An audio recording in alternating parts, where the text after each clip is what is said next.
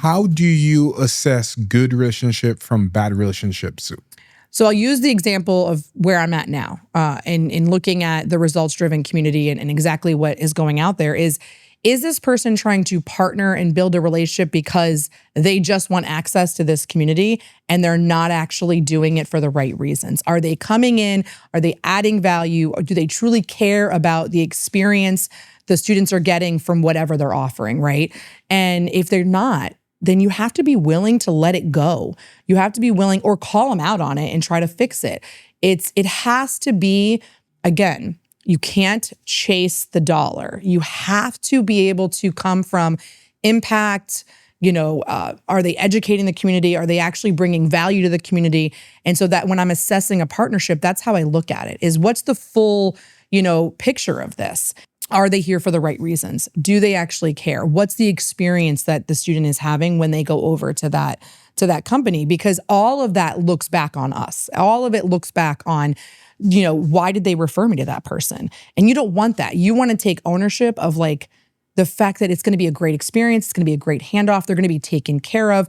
You don't want that call or those calls from students saying, why did you refer me to these people? They absolutely do nothing for me. Or I lost all of this money. That looks bad on you. So you have to be willing to look above the money, look above the potential revenue you can get from this partnership. Is it going to align with who you are and who your company is? For me, I'm at my early stages of developing affiliates. And actually creating some really good collaboration. I truly believe in collaborations, by the way. One of the things that stuck with me was attending the first Coaching Inc. Mastermind. Shout out to Tom Kroll, let's go.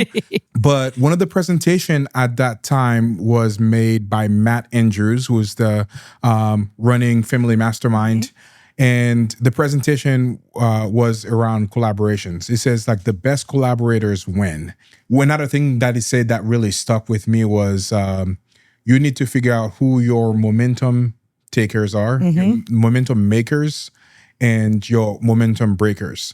So focusing on building relationship with the momentum makers and grow from that. Absolutely love that presentation. So for anybody that is considering delving into the affiliate or collaborations world, what are some of the things that they should be in the lookout for? Well, first and foremost, making sure you're in the right circles. Before I worked at Fund and Grow, I'd never been to a mastermind. I met Matt Andrews through that journey. I met Tom Kroll through that journey. I met you through that journey. And so being in the right space for what matters to whatever you're trying to brand, whatever you're trying to sell, and making sure that you are talking to people ahead of time, taking true feedback. Don't be afraid to ask the questions to your competitor, right? Because it shouldn't be that. It's collaboration. And so I've talked to plenty of people that are my quote unquote competitors, but it's from a matter of trying to figure out what's working in the market. What are you seeing? Who should I stay away from?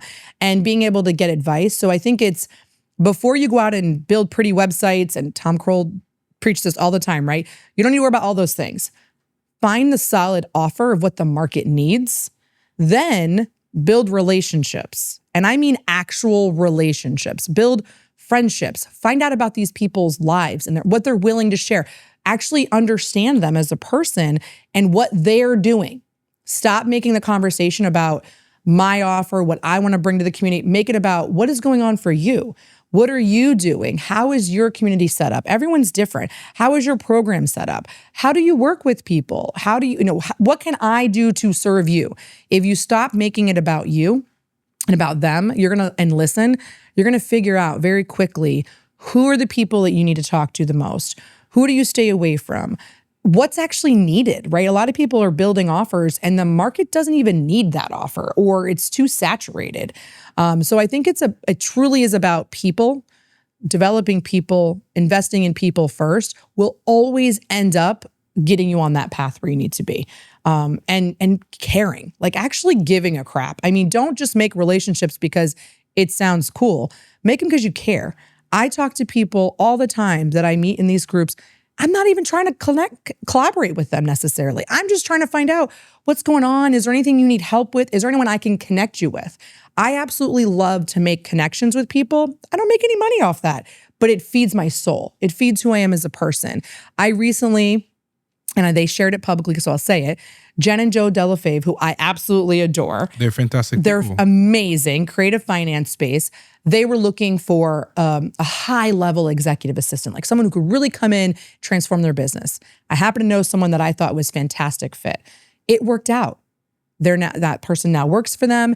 Everybody's winning. And I'm over here like, you would have thought I got paid from that, because I am super overjoyed for that connection and for them to both be able to win. And I think that's the difference.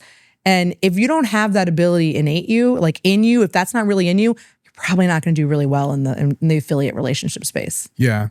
One of the biggest lessons that I have learned, and I probably have shared this so many times, so if anybody tuning in here, they probably have heard me say that before.